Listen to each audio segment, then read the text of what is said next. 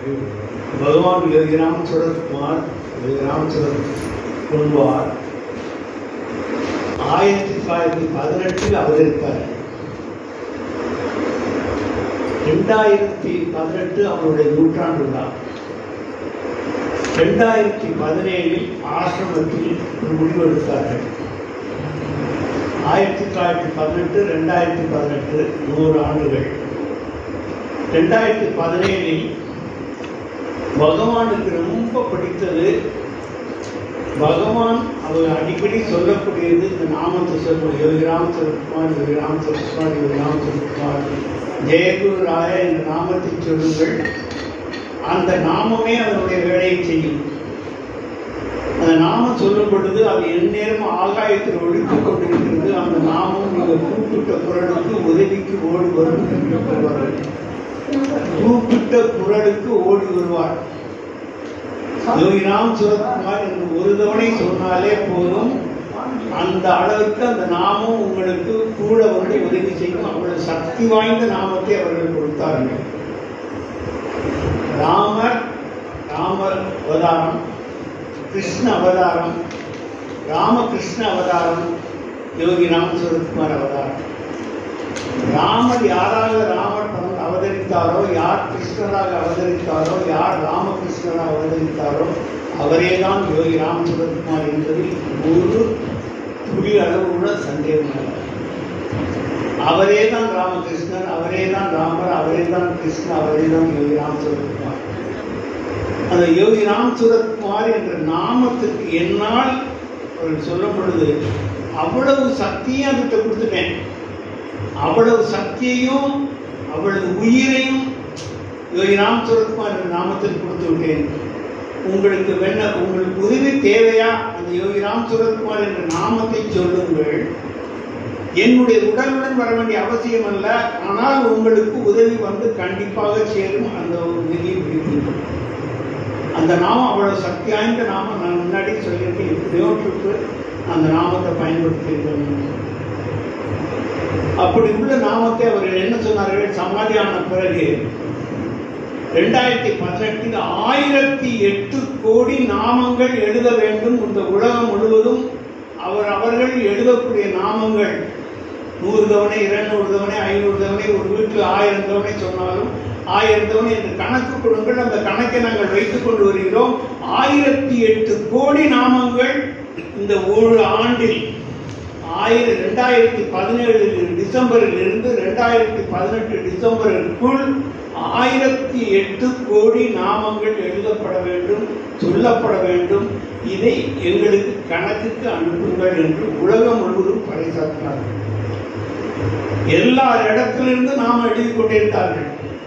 யோகி ராமச்சந்திரகுமார் அல்லது நீங்களே வீட்டில் நீங்க சொன்னீங்கன்னு வச்சுக்கோங்களேன், காலையில் சமையல் செய்யும்போது யோகி ராமச்சந்திரகுமார், யோகி ராமச்சந்திரகுமார் சமைக்கும் பொழுது, பாடும் பொழுது, வீட்டு வேலைகள் செய்யும் பொழுது, வண்டி ஓட்டும் பொழுது நாமத்தை சொல்லிக் கொண்டு எப்போ இன்னைக்கு எவ்வளவு தூரம் சொல்லியிருக்கோம் அப்படிங்கிற அந்த கணக்கை திருவண்ணாமலைக்கு அனுப்பி சொன்னார்கள்.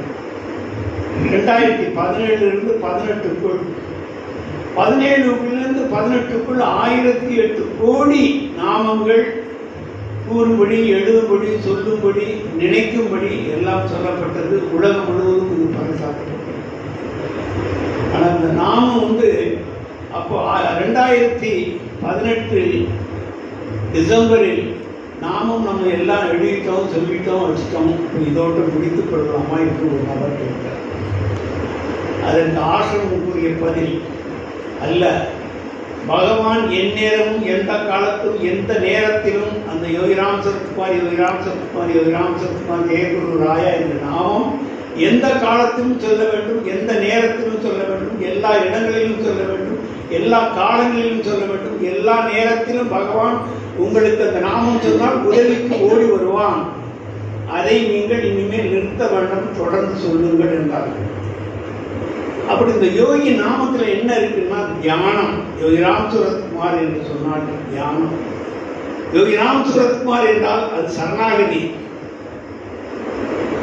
2 மட்டுமா? அடுத்தது யோகி ராமச்சந்திரகுமார் என்று சொன்னால் சமாதி நிலைமை அடைவார்கள். தன்னை மறந்து எந்நேரமும் இறைவனை நினைத்துக் கொண்டிருக்கக்கூடிய நிலை சமாதி நிலை. இந்த மூன்று நிலையும் சரணாகதி என்றாவே முதலில் நம் தியானம் நாம் செய்யும் பொழுது யோகிராம் சரத்குமார் என்று சொல்லும் பொழுது அது தியானமாகும். எந்த நேரமும் அது தியானம் தியானம் தியானம் தியானம். சரணாகதி டோட்டல் சரண்டர், அதாவது கம்ப்ளீட்லா நம்முடைய டோட்டல் சரண்டர், முழு சரணாகதி. சரணாகதியை காட்டிலும் முழு சரணாகதி, சரண்டரை காட்டிலும் டோட்டல் சரண்டர். முழு விதமாக நம்மளை ஆண்டவரிடம் படைக்கக்கூடிய சக்தி.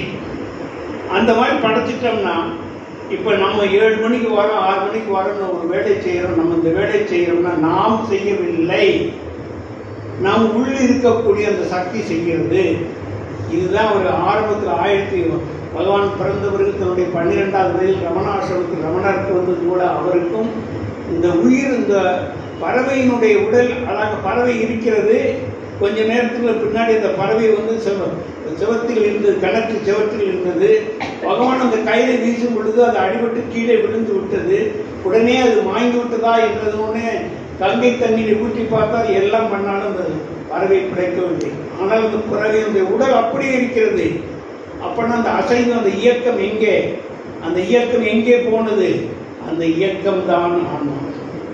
பறவையிலும் இருக்கிறது, நாயிலும் இருக்கிறது, அவ்வளவு ஜீவராசிகளுக்குள்ளும் இருக்கிறது அந்த ஆன்மா. அதைத்தான் அவர் அங்கே கூறுகின்றார். அந்த நாமத்தை சொல்லுங்கள், அந்த நாமம் உங்களை எழுப்பும். இந்த நாமம் வந்து இன்னைக்கு சொல்லக்கூடிய இந்த 3 நிலைமை, அதாவது தியானம், சரணாகதி. சரணாகதி எல்லாமே அவர் தாங்க. நீங்க 2 இட்லி கிடைச்சது, மேலே கிடைக்கல, அவர் கொடுத்தது தான். நீங்க நல்ல சாப்பாடு கிடைச்சது, கிடைக்கல, அவர் தான். நல்ல ஆடை கிடைத்தது, நல்ல ப்ரமோஷன் கிடைத்தது, நல்ல வாழ்க்கை கிடைத்தது, எல்லாமே அவர் தானேங்க. அவர் இல்லைன்னா எதுவும் கிடையாது. அதே மாதிரி தான் சரணாகதி. என்றைக்கு நீங்கள் இறைவனிடம் யோகிராம் சரத்குமாரின் முழு சரணாகதி அடைந்தீர்களோ அன்றே அவன் உங்களுக்காக அவன் பணி செய்வான். உங்களை முழுவதுமாக அவன் ஏற்றுக்கொள்வான். சரணாகதி. சமாதி நிலை என்பது அது மிக உயர்ந்த நிலை. அது ராமகிருஷ்ண பரமஹம்சர் அடிக்கடி பேசிக் கொண்டிருக்கும் பொழுதே சமாதி நிலைக்கு சென்று விடுவார்கள். அந்த சமாதி நிலையை அடைவது என்பது சாதாரண விஷயம் அல்ல. அதுவுமே இது கொடுக்கும். எது கொடுக்கும்? இந்த யோகிராம் சரத்குமார் நாமம் கொடுக்கும். யோகிராம் சரத்குமார் நாமம் எது கொடுக்காது? எல்லாம் கொடுக்கும். அந்த நாமத்தை மட்டும் உங்களை சொல்றார், வேற எதுவுமே சொல்லல. யோகிராம் சரத்குமார், யோகிராம் சரத்குமார், யோகிராம் சரத்குமார் ஜெய குரு ராயா என்று கூறினார். அந்த நாமம் அவ்வளவு சக்தி வாய்ந்த நாமம். இது இவ்வளவையும் கொடுக்குதுன்னு சொன்னாங்க. அதுக்கிட்ட அவர் வாயாலே சுவாமியே இந்த நாமத்தை கூறுங்கள் கூறுங்கள் கூறுங்கள். அதாவது அவருடைய சக்தி. அந்த யோகிராம் சாரோட ஸ்டாச்சு திண்டுக்கல்லேருந்து செஞ்சு போன ஸ்டாச்சு தான் இங்கே திருவண்ணாமலையில் இருக்கு. அந்த ஸ்டாச்சு பார்த்துட்டு அந்த உயிர் சக்தியை பூரா அந்த ஸ்டாச்சு கொடுத்தார். தன்னுடைய சக்தியை முழுவதும் அந்த திருவுருவ சிலைக்கு யோகிராம் சரத்குமார் அவர்கள் கொடுத்தார்கள். அதாவது ராமகிருஷ்ண பரமஹம்சர் சாரதா அம்மைக்கு முழு சக்தியும் முழு சரணாகதியும் கொடுத்தார்கள். முழு சக்தி அந்த காளி தேவியையே காளி தேவியாகவே மாற்றினார்கள். காளியாகவே சாரதை மாறினாள். காளி வேறல்ல, சாரதா தேவி வேறல்ல. அந்த அளவிற்கு அவர்கள் கொண்டு வந்தார்கள் ராமகிருஷ்ண பரமஹம்சர். அதே போல யோகிராம் சரத்குமார் அந்த திருவுருவ சிலைக்கு அவ்வளவு கொடுத்தார்கள். அந்த திருவுருவ சிலைக்கு அவ்வளவு சக்தியும் அந்த யோகிராம் சரத்குமார் என்ற சக்தி கொடுத்தார்கள். அதுக்கு அதை எப்பொழுதும் அதற்கு பிறகுதான் சாமி சமாதியான பிறகுதான் அங்கே வந்து இந்த பாதங்கள் செய்து முடிவு பண்ணப்பட்டது. அந்த பாதம் பண்ணக்கூடிய அந்த சந்தர்ப்பத்தையும் பகவான் இவருக்கு அளித்தார்கள். அதுக்கு கொடுத்த பிறகு இந்த பாத பூஜைகள் சாதாரணம் அல்ல. அந்த விபூதி பாதம் நீங்கள் என்னென்னு பார்த்து சரியாக பண்ணிக்கலாம். அந்த பாதம் எழுதும் பொழுது விபூதியோடு அந்த சாமிகிட்ட போடும் பொழுது அப்படியே சாமி அப்படியே இறங்கிடுவார். தன்னாலே பார்க்கலாம். இன்னைக்கு பாத பூஜை பண்ண புண்ணியவான்கள் அந்த பாத பூஜைங்கிறது உங்களுக்கு கொடுத்து வச்சுட்டு பார்த்தா அந்த பாதத்தை நீங்கள் தொட்டு தடவி ஆசீர்வாதம் பண்ணி அதை கும்பிட்டு வணங்க முடியும். அவ்வளவு சக்தி வாய்ந்த பாதம் இதை பொறுத்தது. ராமர் வந்து அரியணை, ஏதாவது ராம அவதாரத்தில் ஒரு நல்ல நிகழ்ச்சி சம்பன் எழுதுவார், அரியணை அனுமன் தாங்க. இப்போ யோகிராம் சிவகுமார் இருக்காங்க, அவர் வந்து முடிசூட்டு விழா அப்படின்னா ராம அவதாரத்தில் அரியணை அனுமன் தாங்க அங்கதன் உடைவாள் ஏந்த, அங்கதன் உடைவாள் ஏந்த பரதன் வெண்குடை கவிக்க இருவர் வீச, கவரி வீச. பரதன் சத்ருகன் ரெண்டு பேரும் கவரி வச்சு வீசுறாங்க. அனுமன் அதாவது தாங்கிறார். அவருக்கு முடிசூட்டு விழா, எல்லாரும் சந்தோஷமா ஆனந்தமா அந்த அயோத்தி நகரமே இருக்கு. அப்ப கம்பன் எழுதுறாரு, அனுமன் அரியணை தாங்க அங்கதன். அங்கதன்ங்கிறது எதை தாங்கிறார் அடுத்தது அவர் சொல்லுவோம், ஒவ்வொன்றா சொல்லுவார். உடைவாள் ஏந்த, கையில வால் வச்சிருக்காரு, உடைவாள் ஏந்த. பரதன் வெண்குடை கவிக்க. இப்ப பாருங்க, யோகியாருக்கு முன்னாடி கூட வெண்குடை கவிக்க. இருவர் கவரி வீச, இருவரும் கவரி வீசுகிறார்கள். செங்கொரி கழலி, அதாவது சீதை அம்மாள் என்ன பண்றா, அவ்வளவு சந்தோஷமா அவருடைய அந்த அரியணையில் உட்கார்ந்துருக்காங்க. அடுத்தது வந்து வெண்ணையூர் சடையன் தங்கள் மரபுலோர் காக்க. வெண்ணையூர் சடையன் வந்து மரபுல, தங்கள் மரபுல வந்து மூத்தவங்களுக்கு மரியாதை கொடுத்தார். வெண்ணையூர் சடையன் மரபுலோர் தாங்க கொடுக்க வாங்க. வெண்ணையூர் சடையன் தங்கள் மரபுலோர் கொடுக்க வாங்க, அது கொடுத்து வாங்குறார்கள். வெண்ணையூர் சடையன் மரபுலோர் கொடுக்க வாங்க. இதில் பெரியவங்க வாங்கி கொடுக்கறது போல அங்கே வந்து கொடுக்க வரப்படுகிறது. எதை? அந்த முடிசூட்டு விழா.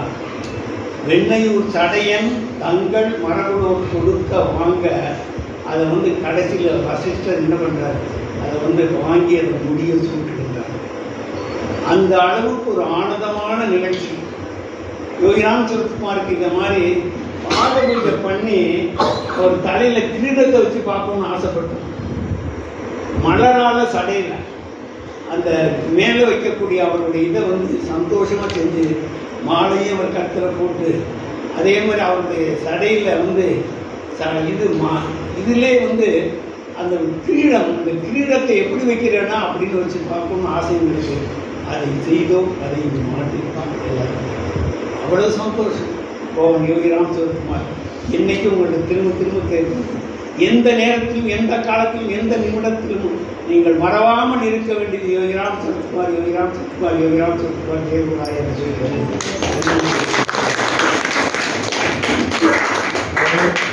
தலைவர்களுக்கு நன்றியை காணிக்கிறோம். மிக உணர்வு பூர்வமான பேச்சு. அடுத்து இந்த உறுதியை ஏற்பாடு செய்ய